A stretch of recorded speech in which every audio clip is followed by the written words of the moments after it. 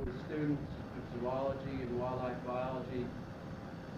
He is a well-respected educator and friend to the students.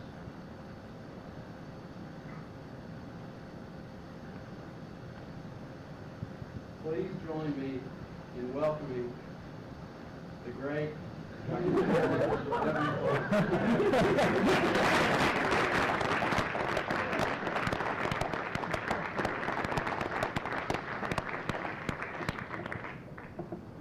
I told him not to say that.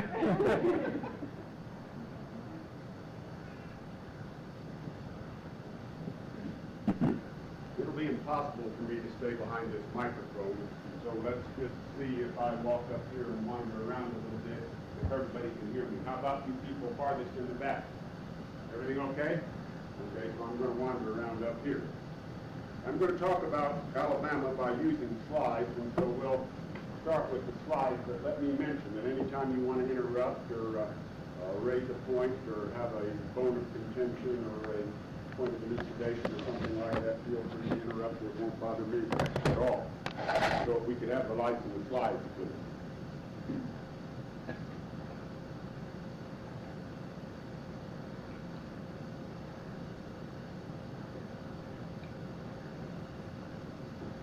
If you wander around in Alabama, in the woods here and there, you can see little sprouts of this tree, usually less than 5–10 feet tall.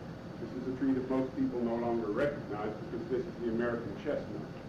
This tree is essentially gone as a part of our native tree flora. So the reason is that years ago we brought over from Europe some chestnuts of European origin and introduced with them a disease which wiped out the Native American chestnut tree. What this means is that really there's no such thing as going back to a natural Alabama. A lot of things are already gone. A lot of things were lost before any of us were born, in effect. This is what an American chestnut would look like if you can imagine it 10 times as high and spread out toward the sky. It was present in our woods, dropping an immense load of chestnuts each year to feed a variety of things that live in the forest. But that's all gone. We've persecuted our predators and essentially driven all the large predators out of the state. There are attempts now to introduce this animal, the red wolf, into the southeastern United States. We don't know whether the attempts will be successful or not. This is the footprint of an animal that many of you have heard of, the panther, mountain lion, cougar, whatever you want to call it. We have reports from places in Alabama now and then. People said they saw one, or they saw several eating a deer or something like that. But as of yet, there are no real, reliable, authenticated sightings of this animal in Alabama. And right now it's officially listed as extirpated or extinct in the state of Alabama. The ivory-billed woodpecker, just recently Dr. Jerome Jackson over at Mississippi State University has done an exhaustive survey of the southeastern United States to see if any birds of this species are left. What he found is that in some swamps in Mississippi there was a call which he thought he identified as the call of this bird, but he never saw it. This bird is functionally extinct. Remember, if just a few animals or plants are left, they're functionally extinct because they probably can't come back from those low population levels, and they're no longer an important part of the fauna as far as functioning like natural things do in natural systems. The ivory-billed woodpecker is gone because we logged off all of the ancient swamps. Now all we have is second and third and fourth growth left in the swamp. The Carolina parakeet is gone for reasons we really don't understand. We know it was a pest in some cases in orchards and was shot for that reason. We think that the introduction of the honeybee might have interfered with its nesting cavities. But early in this century, our only native parrot, the only parrot native to the southeastern United States, disappeared. And here's something that's even more astounding. What was once the most abundant bird in the entire world, if you've ever seen any of those programs about the red-billed quail in Africa and the thundering herds of millions of those birds, the passenger pigeon, the American passenger pigeon, was a more abundant bird than even the red-billed quail. So much so that the old tales of the early settlers talk about coming out in the morning after getting up and seeing a flock of them passing over and going to bed that night, and the same flock was still passing over. Beyond belief in numbers, and yet because it was prone to being easily harvested, and because the sites in which it nested were gradually altered. The last one died in the Cincinnati Zoo in 1914. We don't know exactly what the original fauna of Alabama consisted of. Some people think because of local place names like the Elk River in North Alabama and some early writings that there were probably elk in North Alabama. So we don't even have definite records, so we can say what we've lost in some cases. Not since the last century have the whooping cranes danced in Alabama. Some of you are familiar with whooping cranes because they've become a symbol for the preservation of endangered species things. Well, whooping cranes, they're in Texas, aren't they? They are now because there's only 100 or so left. But in the past, there are records of whooping cranes feeding and mating in the marshes around Dauphin Island, and there's even a record for central Alabama, but not in this century. Alabama has a wealth of waters of various kinds. Our flowing waters are were among the most abundant and diverse of anywhere in the New World. I just made this slide to show you the names. Is that in focus? No? To show you the names of some of our major rivers, or rather to just remind you of what we have in the way of river diversity in Alabama. This is what we originally had, rivers. We no longer have rivers where these rivers are now because they've been seriously altered. These rivers were homes for species that can't live in waters that are not free-flowing. This is the Alabama shovel-nosed sturgeon, a species which is now a candidate for being listed as an endangered species. This shows just a little bit of the variety of freshwater mollusks, mussels, if you want to call them that, once occurred in the streams in Alabama. The diversity of snails and clams in the rivers of the southeastern United States is unequaled anywhere in the world except perhaps in some of the streams in Southeast Asia. But yet we've suffered massive extinction so that 25 species of snails have already disappeared from Alabama. And this is the reason why. We've taken the rivers and we've strangled them. We've strangled them using the dams and backed up the waters and drowned them under the reservoirs.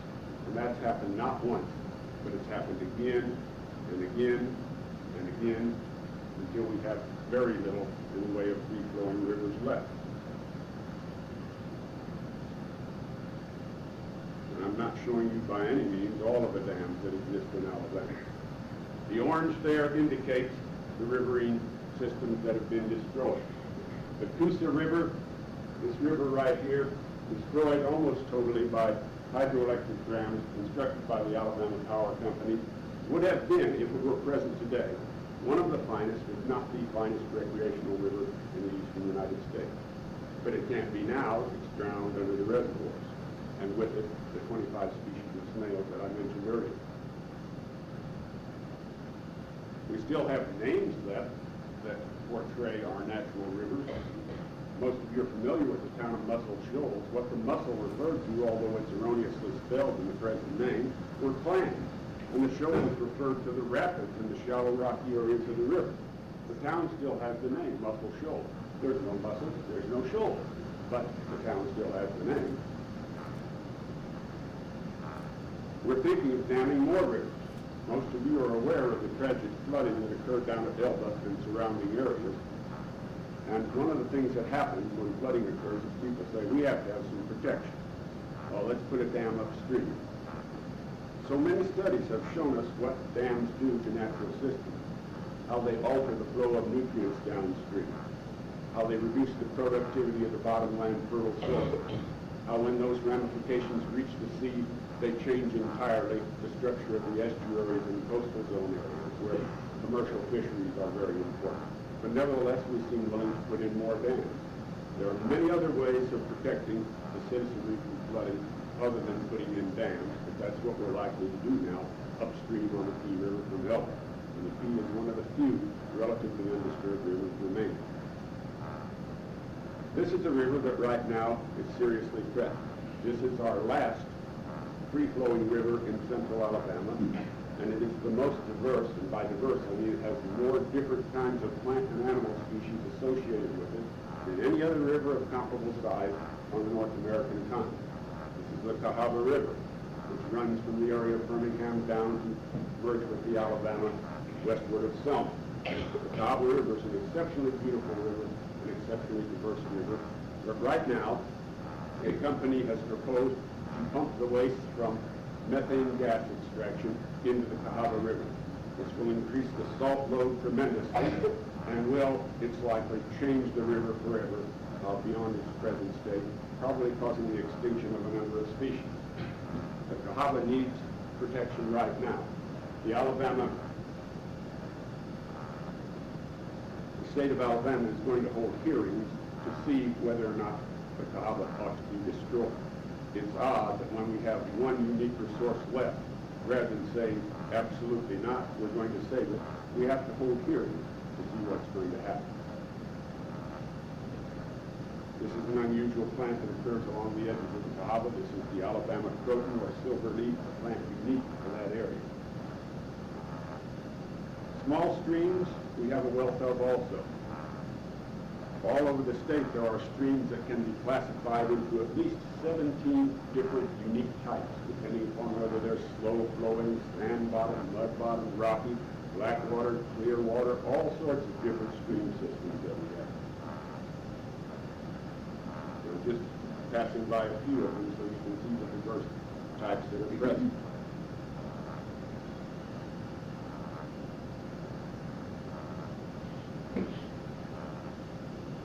Biggest Cambria Creek down in South Alabama, which once had one of the largest stands of Atlantic white cedar anywhere along the Gulf. Right now, much of that stand has been destroyed due to logging. Streams, of course, are homes for fishes. Everyone recognizes that. This is the red-lined darter, one of the most beautiful of our native fishes when the males are in breeding color. A lot of people think they're tropical fishes. Are exceptionally beautiful, but we have fishes in Alabama that rival in beauty any of the tropical fishes that one might keep in an aquarium. The red-lined darter's relative, the snail darter, some of you may remember, was the subject of a controversy in Tennessee some years ago, where the snail darter was in the process, because it was an endangered species, of stopping the building of a dam. As it turned out, Congress thinked out and exempted that dam, and the dam was constructed anyway. But during that controversy, we heard statements like, well, what's more important, fish or people? Those kind of statements come from people who are exceptionally naive about how nature functions. The question first was not which is more important, fish or people. The question was which is more important, a fish or a dam. And knowing what we do about all of the damaging effects of dams, we could say that one single snail darter or fish of any kind would be certainly more important than the dam. But the reason it's not a question of fish or people is because we share the same habitat, the same planet, the same area of the world with the fish. And in the end, whatever happens to the fish happens to us also.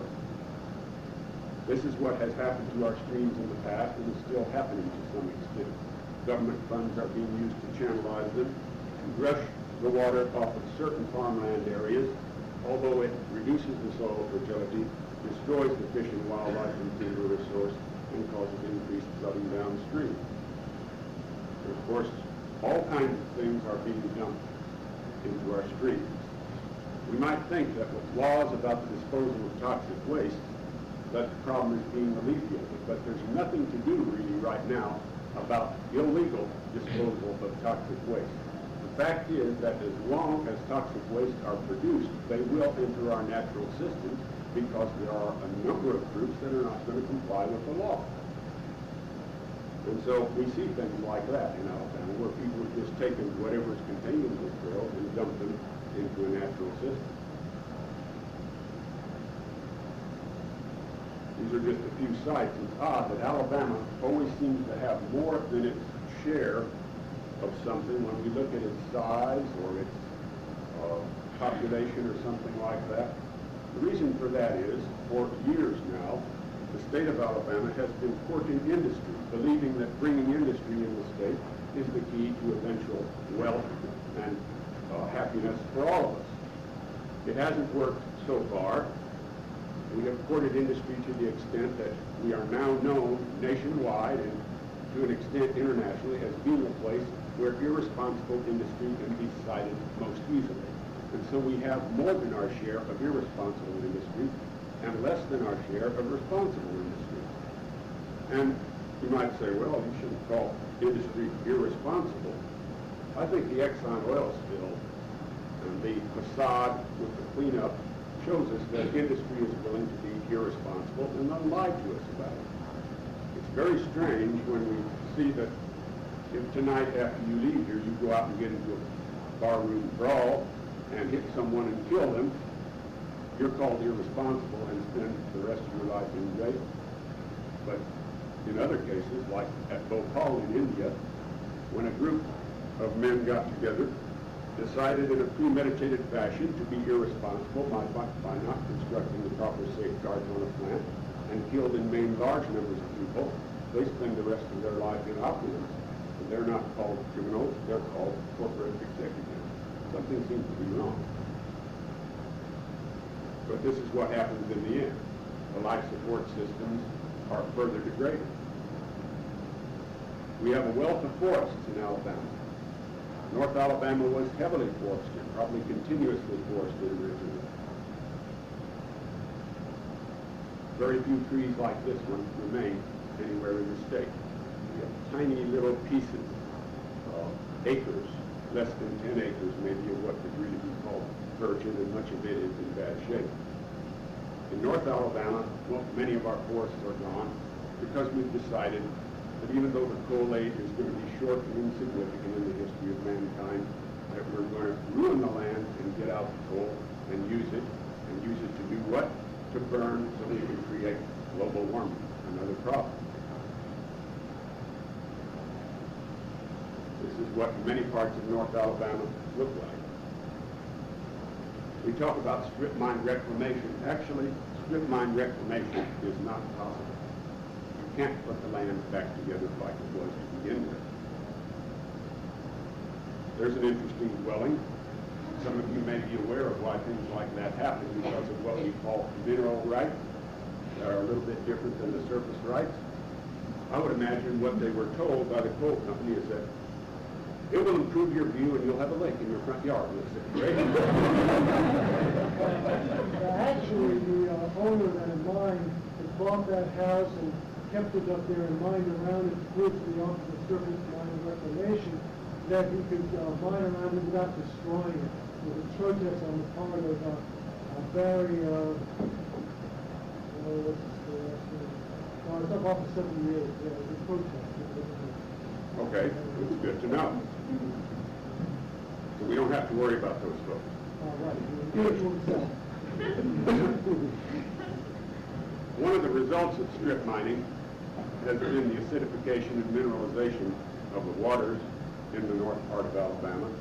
This animal has had a controversy center around it because of that. This is the flattened musk turtle, Sternotheris pressus, an odd turtle that lives only in the Warrior River drainage.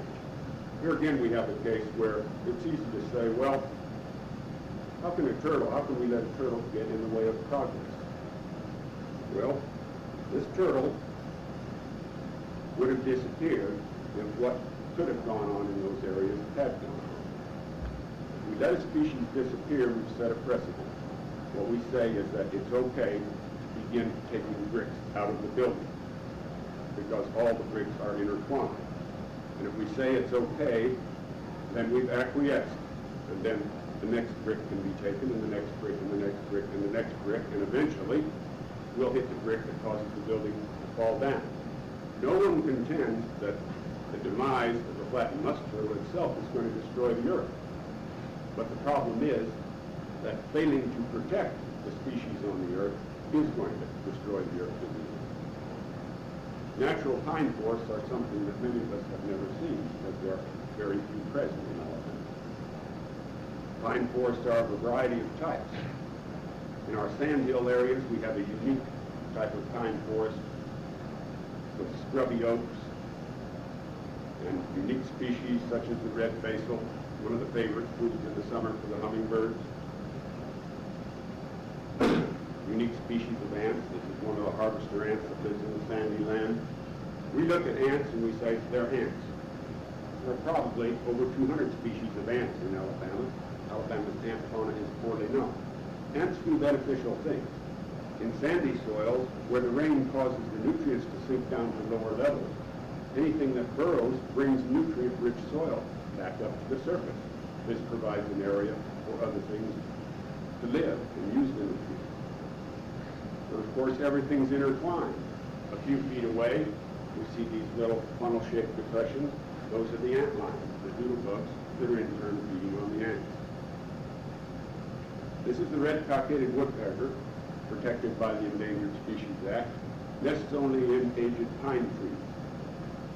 Hurricane Hugo wiped out a large nesting area in Francis Marion National Forest in South Carolina for the red cockaded woodpecker. Now, in a sense, that's odd, because we don't expect natural catastrophes to do much to populations of native species. Since they're here, they must have passed through a lot of them successfully. The problem is that when man has cut down population levels to exceptionally low levels, then natural events can tip the balance and the species can disappear. This is the gopher tortoise, lives in the sandy lands, another one of the burrowing species, populations in southwest Alabama, now protected by law. The largest snake in the United States, the indigo snake, getting up to lengths of over 9 feet, is an inhabitant of the sandy land. It became extinct in Alabama. It has been reintroduced by the Fish and Wildlife Service Recovery Program.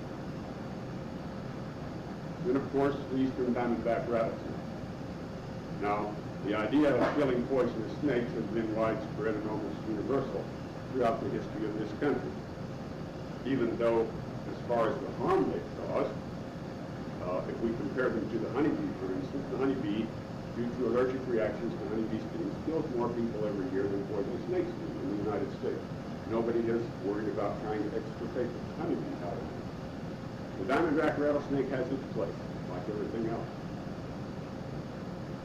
One of the most unique areas in Alabama are the Red Hills, an arc of hills running from the area of Eufaula in between Greenville and Evergreen and up to an area south of Demopolis. The Red Hills are unique because they're the hilliest area of the entire coastal plain of the United States. The coastal plain is that flat area running from coastal New Jersey all the way over to Texas, with a piece of it extending all the way up to southern Illinois. So hilly are the Red Hills that the only railroad tunnel anywhere on the coastal plain of the United States exists there near the town of Tumble Springs. Some of you are familiar with this area. Because of the unusual hilly nature and the steepness of the hills and the ravines, there are many things in the Red Hills which otherwise only occur in the southern Appalachians. In other words, plants and animals which, were you set down there, you might think you were in the Smokies instead of in south central Alabama. This is Baldwin's spiny pod, a rare plant in Alabama, found in the Red Hills. These unusual spiders, whose unusual tubular webs mimic the roots of trees and they live at the bases of trees. Purse-web spiders are more abundant in the Red Hills than any place else in Alabama. And here, peering from its burrow, is the Red Hill salamander, an animal which several years ago caused another controversy. The Red Hill salamander is now protected as a threatened species by federal law. What this means is that there are certain things that can't be done if the Red Hill salamander is present. But the Endangered Species Act really doesn't have a lot to do functionally with what people can and do on private land. And so the Red Hill salamander is still disappearing very rapidly. It needs moist ravines, shaded ravines, heavy leaf litter where the insects that it feeds on build up in. It's a strange animal because if you take it out of its burrow, it cannot find its burrow back. It is functionally dead once it's out of its burrow. It just sits there and dies. This was an area where Red Hill salamanders were abundant, along with many other species of plants, 5 species of native magnolias, and that area has recently been destroyed. Now, in a sense, when we think about property rights, I think we can say that an individual should have a right to do whatever they want to do on their own property, as long as it doesn't affect others in a detrimental way. And that's a major question that's going to become more important in the coming decades. What do we mean by what you can do on your own property without affecting others? If you have a thick soil and it's your property, can you allow it to erode down and silt up the streams? Well, the red hill salamander is very rare for one main reason, and this is because timber harvest methods, having changed in the past 3 decades, are now destroying its habitat. We see areas that look like this. The red hills, since about 1962 or 3, have been subjected to some of the heaviest timber harvest. This is an aerial view of a large clear-cut area, of any area in the southeastern United States. When the soil is bare, when an area is clear-cut, much of the topsoil is lost. We're losing topsoil at a great rate due to improper care of it during harvesting of trees in the forest. What we're doing is we're throwing away our soil. And of course, the soil ends up causing problems in the stream. And this has ramifications all the way downstream into the estuaries. Small streams can't absorb any silt. A large one, like I just showed you, 10 feet wide, can absorb the silt in one cutting operation and still remain healthy. Not a small stream. One cut and they're gone. The silt fills them up. And all of the chains of life which begin as far as the productivity of our riverine systems in the small streams are hindered. And it's not as if we don't know how to treat the land. We have known literally for thousands of years how to treat the land. You cannot harvest timber time after time after time after time and expect to have any soil left, especially if you do like the Greeks did, follow it up with sheep and goats. The hillsides of southern Europe used to be heavily forested areas.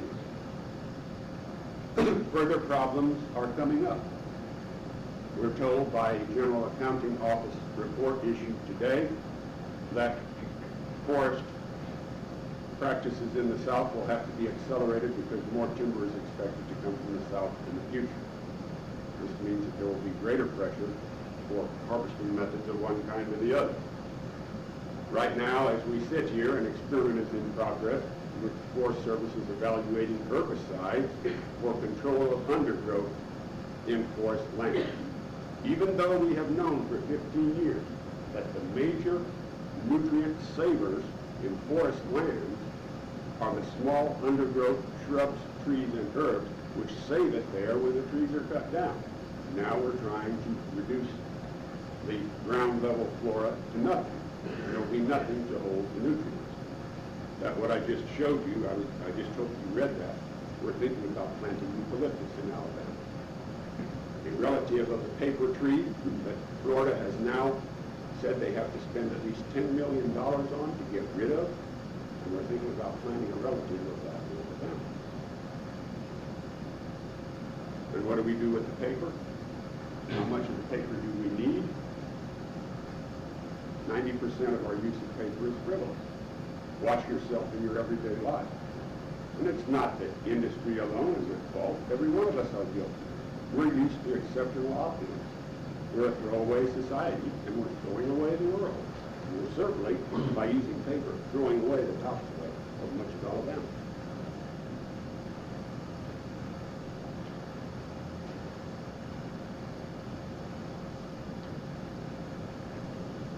We didn't get much coastal system, much in the way of coastal natural systems in Alabama because Florida got into the act before we did and stole the whole Florida Panhandle from us. It should be ours. I think we should go take it back. What we were given, we ruined, which is why the Park Service, when they set up Gulf Islands National Seashore, put part of it in Florida on one side of it, and the other part of it in Mississippi on the other side of it, and said nothing in Alabama qualified. It's all messed up.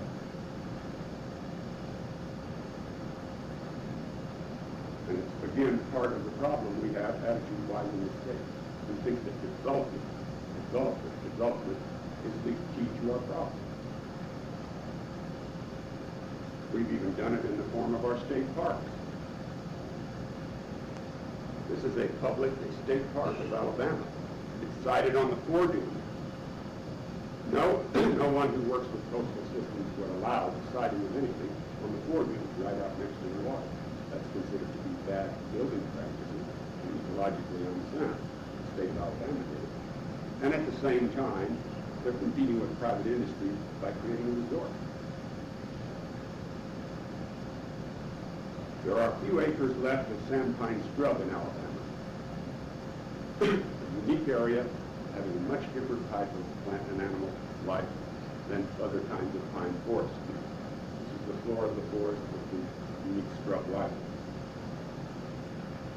We recognize Mobile Bay when viewed from the air. It's our only estuary. Everything that comes down the streams and rivers in Alabama, parts of Georgia and Mississippi, except that goes into the Chattahoochee and a few other tiny streams, goes into Mobile Bay.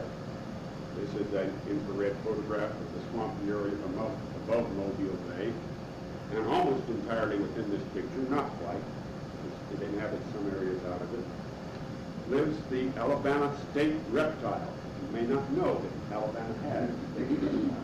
This is the Alabama red-bellied turtle, officially proclaimed by an act of the legislature as the Alabama state reptile. It is protected by the Endangered Species Act.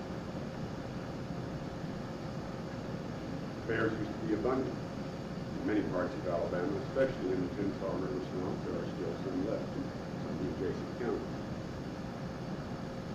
We had very little coastal marsh to begin with, and we haven't lost as much of it as some other areas have, but we still have over a few acres. We've managed to preserve Weeks Bay in Baldwin County as a part of the National Marine System. Unique plants and animals. Every different type of habitat has something that doesn't occur anyplace else. One of the things that's a problem with our coastal systems is what happens if we have a blowout in an offshore oil well. I heard a member of the Department of Conservation talk 3 weeks ago, and he said, things look great. We haven't had a blowout yet. But for things to really look great, what has to be said is that someone, and only God could do that, guarantees us that we'll never have a blowout. So we are at risk. There are some areas which can't be strip mined, and they can't be farmed very easily, and it's hard to plant pine trees there. Well, these are places in the Piedmont, that triangular piece of land that extends from Wetumpka up to Heflin and down to the Auburn-Opelika area. Ancient rocks, some of them thrust up above the ground like the granites you see here. This is a scene on a granite rock outcrop in the fall when the Confederate daisies are blooming. This is a scene in the spring when the little plants in the soil pools are beginning to bloom. Some of the pools on granite outcrops hold water longer than others, and in those, one of the continent's rarest plants occurs. This is the little granite pool sprite, as it's now being called. A very tiny, and to most people, an insignificant plant. Only one place has a decent population in the entire state of Alabama, and the rest of the populations are scattered in little granite pools like this up into the Carolinas. And no one could say if we lost the little granite pool sprite that anyone would be changed for it. That's not the problem. The problem is the whole ethic of reverence for other forms of life, and perhaps even being willing to agree that the granite pool sprite has a right to continued existence, or that we should not at least capriciously destroy it. Well, if we can't farm it or strip mine it or plow it or plant things in it, what should we do? What we end up doing is treating these areas as wasteland because we can't make any money off of them, so we trash them. Many people drive out to the granite outcrops and change the oil on their car, or use them as disposal sites. It's a lot of fun to go out there at night and throw all your beer bottles and listen to the break, or drive through the soil pools with off-road vehicles. We're going to have to address the problem of off-road vehicles fairly soon in the state of Alabama because we have no regulations that are effective at all. They're ruining many of the habitats. The stream fisheries are at risk in many areas because of the siltation that's occurring due to off-road vehicles driving right up and down the stream. Black Belt portion of Alabama, that narrow triangular chunk of land which extends from the area around Tuscaloosa up through Selma and on up through Livingston, has soils that are a little bit different than some of our other soils. In the Black Belt, perhaps as much as 15% was original natural prairie. And this is where those who believe it say the herds of buffalo once roamed in Alabama, if there was natural prairie there. Unique plants that either occur only there or are present only in the prairies far to the north. Maybe it looked like that originally. No one knows. On the coastal plain, what is probably the most remarkable assemblage of plants in North America, and maybe in the world, occurs with great diversity in Alabama. And these are the pitcher plant bogs, where more species of carnivorous plants occur than any other place except in the southern corner of Australia, and where more different types of carnivorous plants occur than any place else in the world. Pitcher plants are carnivorous plants which are tubes which trap insects on which they feed.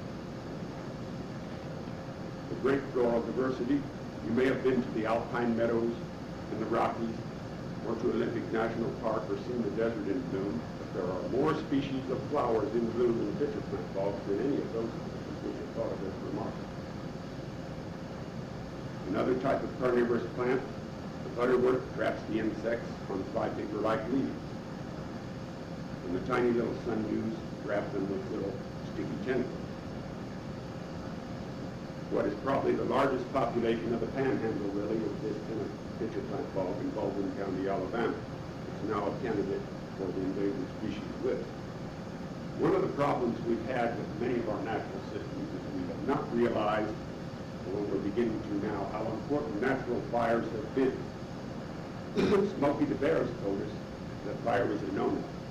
And yet many of our natural systems disappear simply because on the Gulf coastal plain especially, fires ignited by lightning in primeval times could spread for miles and miles, uninterrupted by roads or canals or anything like that. And many areas burned off every 2 or 3 years. That's what perpetuated the natural system, and we prevented it from happening. Grazing has damaged a lot of the pitcher plant bogs, even though a cow loses weight, feeding on the low nutrients in these plants in those low nutrient sites. We put ponds in many of the areas where the water seeps downhill and ditch the rest of it. We've had a problem with wet areas as far as our ideas of them, and only now are we beginning to realize how valuable they are. We thought of them as wasteland, and we tried to dry them out and do other things there. Deep ditches like this have been put in by the timber companies to permanently dry out the wetlands so they can be used for pine monoculture. Another type of wetland, swamp. Swamp was someplace no one wanted to go years ago. Now, in Open Canopy Swamp, for instance, they have people calling in from groups to try to reserve places in the canoe trails years ahead of time. These are just some Alabama swamps.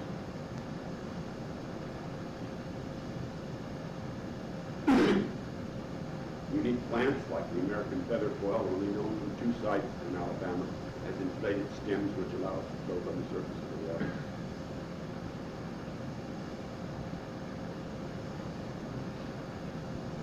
Many of them have been drained or turned into ponds and now look like this.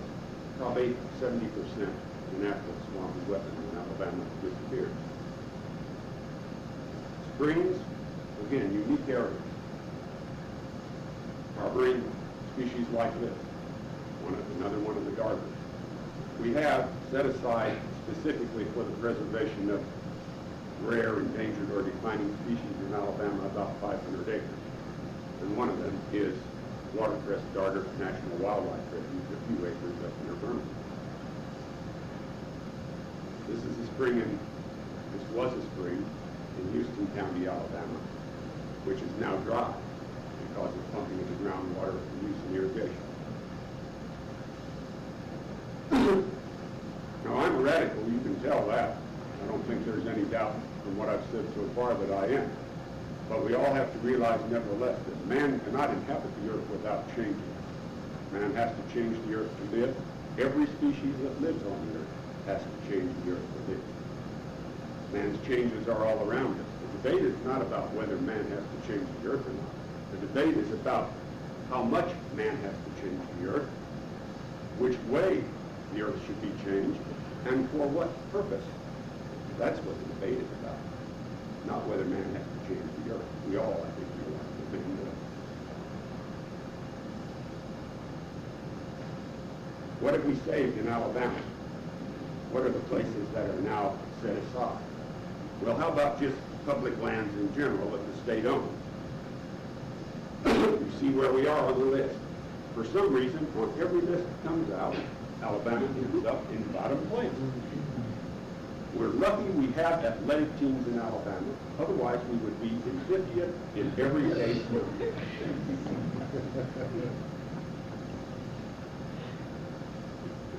We got short-suited in the siting of federal lands in Alabama. These are various national parks or trails or scenic riverways or things like that.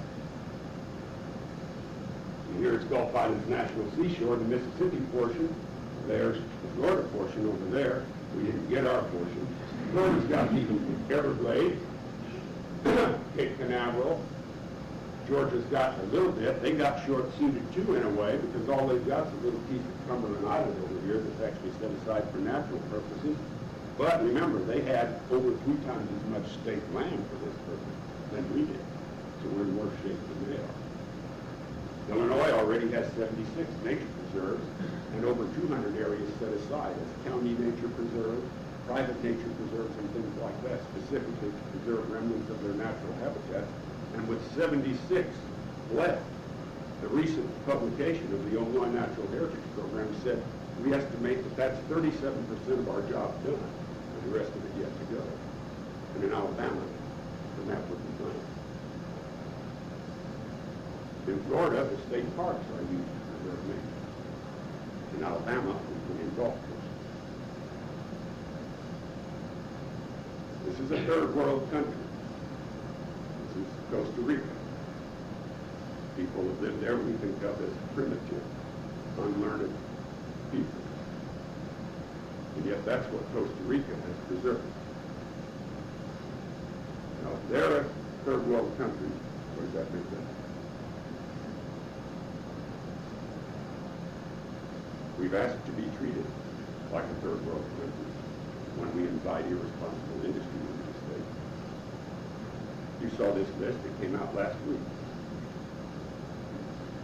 We're talking about natural areas here, but remember what I said before, everything is interrelated. All of these things that are happening to humans, public health index, worker health index, and all these things, are also happening to all the other species in the state. That's where many of the decisions are made. And some of the decisions are being made irresponsibly. The public, of course, has the right to eventually make the decision. But frankly, and concisely stated, if we want this state to remain a healthy, helpful environment for us to live in, a place where we can live happily, a place where beauty is still going to remain, we have to throw half our politicians out of office. It's as simple as that.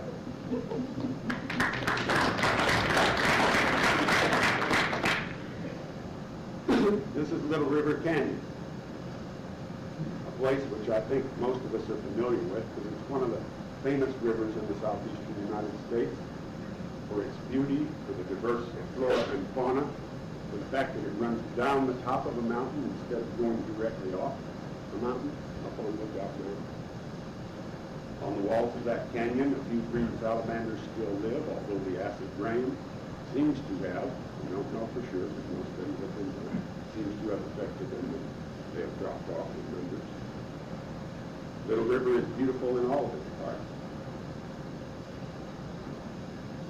It should be a national scenic river.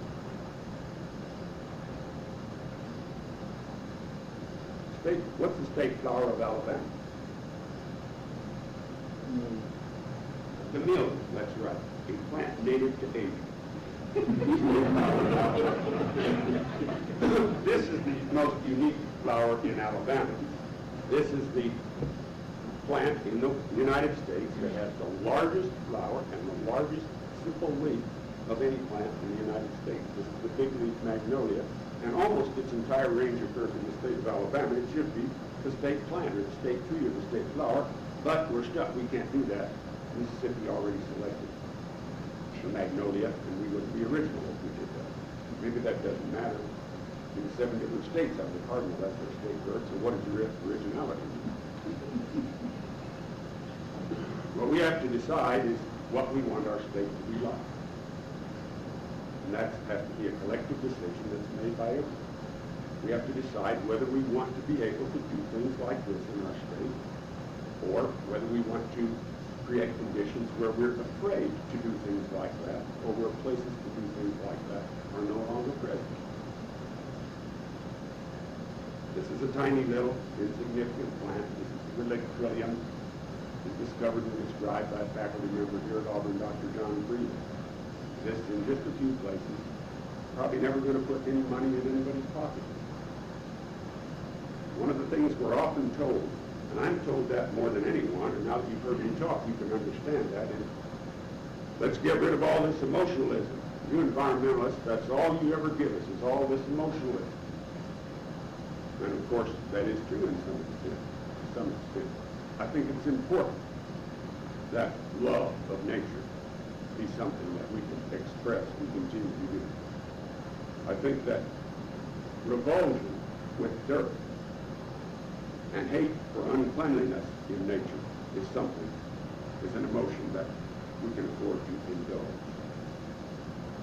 Of course, when we're accused of that, when environmentalists are accused of emotionalism, what is meant is don't use any arguments with me except arguments that have to do with cost-benefit ratios, because I don't want to listen to anything else because the only emotion on which I base anything is greed. That's what it's meant. That's my friend, the little hog sucker. I grabbed him out of the creek and put him back in again. Now, can you love the hog sucker? Probably not. Not very readily, at least, but you're going to have to. You're going to have to begin feeling a kinship for everything in this state and everything else in the world. Because it is of our past that makes us remember things that we think are important. That's our cultural heritage. We ought to use some of that ethic and transfer it over to our natural heritage. Because the destruction of all the antebellum homes in the southeastern United States is not going to affect our future. The destruction of our natural heritage definitely is. We can turn Alabama into an industrialized state. And the predictions are now that the population is moving south and west in the United States. To me, that's very scary.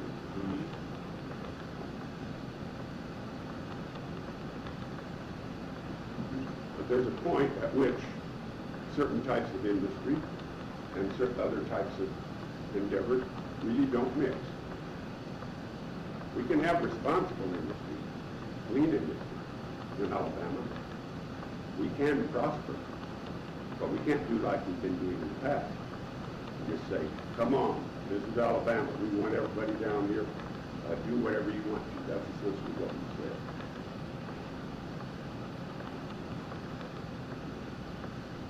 No part of Alabama looks like that. This is Chicago in the air. But I think we all know, and I'm going to mention it just in case we don't, that none of the problems that I've mentioned at all tonight, and none of the problems that have been mentioned all week long, and no environmental problem that you can think of is ever going to be solved unless we do something like Earth's population, and even this country's population. There are already far too many people on the Earth. Unless we do something about that, everything I've said tonight means nothing at all, because all is lost.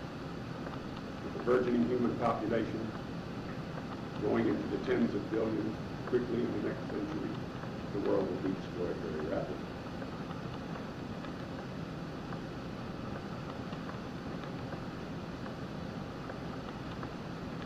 preserve species in nature, not only for our own self-preservation. That's one of the reasons we do it. But because they, like ourselves, are living things, because there's something beautiful, mysterious there. What does a tiny clump of moss mean to anybody? Maybe nothing at all. It has a lot of meaning if you think about it carefully. I believe it says in the last verse of the first chapter of Genesis, and God saw everything that he had made, and behold, it was very good. And all over the earth, and especially in Alabama, we've been trying to mess it up ever since. Thank you.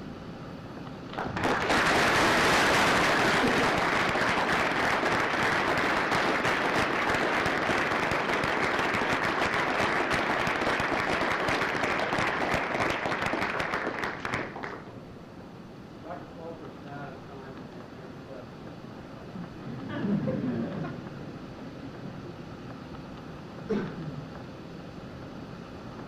George, Ian.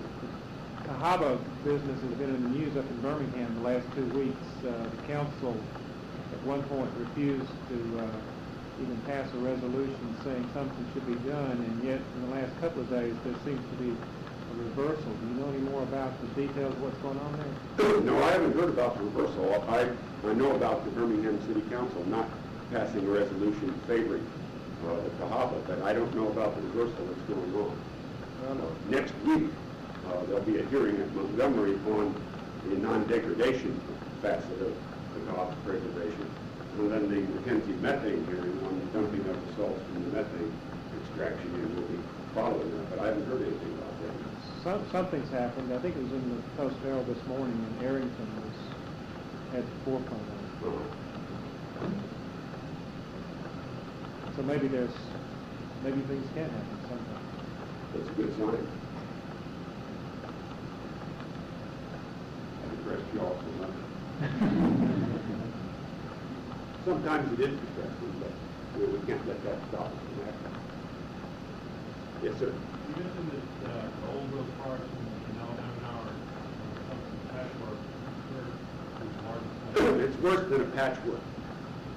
It's like a little piece up in the Bankhead Forest, and then maybe another little patch up in northeast Alabama, and then a patch that's been preserved down within the city limits of Flomaton that is thought to be virgin longleaf pine, although it hasn't been burned, so it's in very bad shape. It's like, a dozen acres or so in little patches here or there. And if you want to go see them, the easiest ones to go see are the ones in the Bankhead Wilderness area and the little patch down in Flomaton.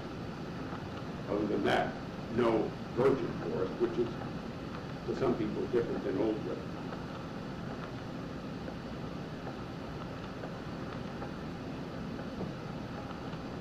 Yes, sir.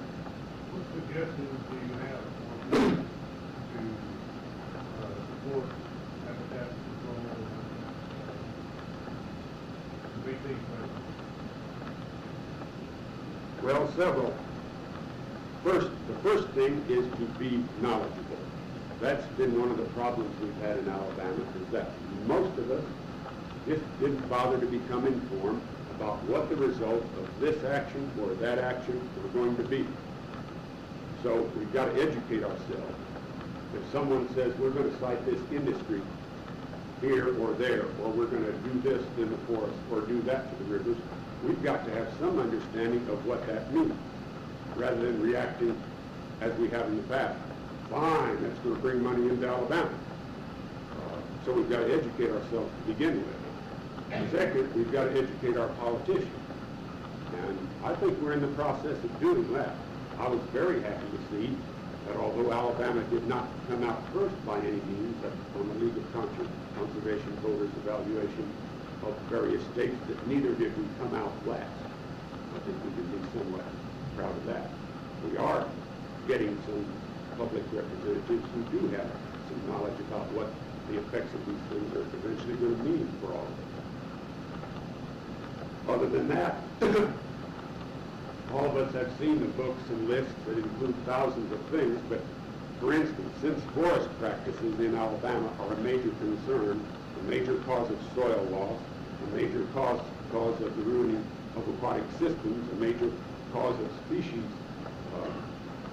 declines, one of the things we could do is realize that much of the paper we use is not a real need. It may be a demand, but it's not a real need. And we can just begin to do simple things like take a cloth or string bag to the grocery store. If everybody in the U.S. did that, that would make a significant impact on the use of paper, which of course necessitates cutting down trees. And we could go on and on about individual things like that. But I think the first thing we have to do is be knowledgeable, and the second thing, ensure that our representatives are knowledgeable by either casting out the ones that are not or educating the ones that are in.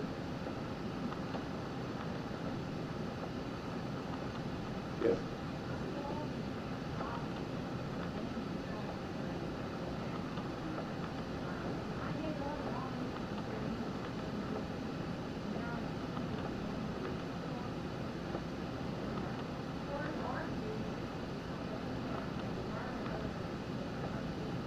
No, it does more than that. There have been a number of studies as to how paved surfaces aggravate flooding, for instance, in localized areas, because there's no place for the water to sink into the soil. There have been studies on how paved surfaces accumulate toxins, because there's no living things in the soil to degrade them and break them down. So the impacts are worse than ugliness, for sure.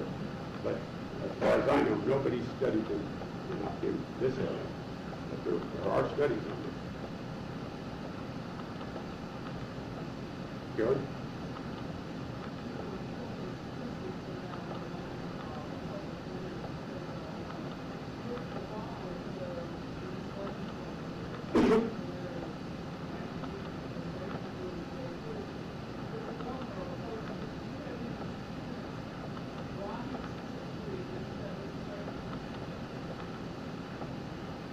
Yes, and so do you. But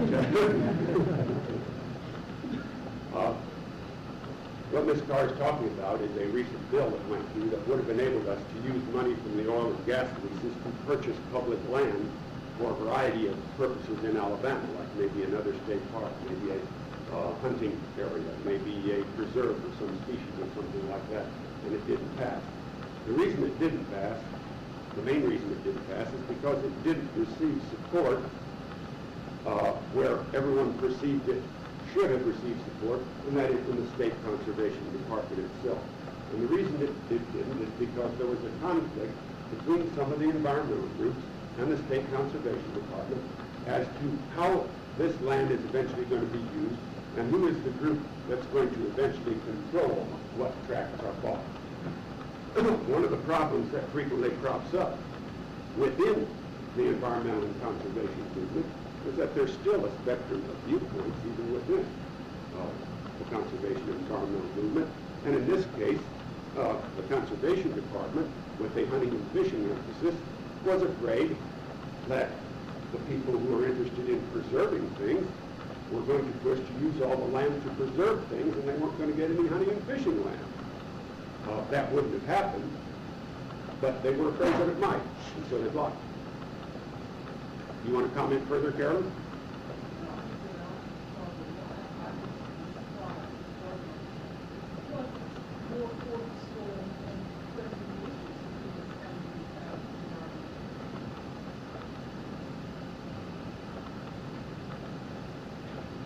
Thank you.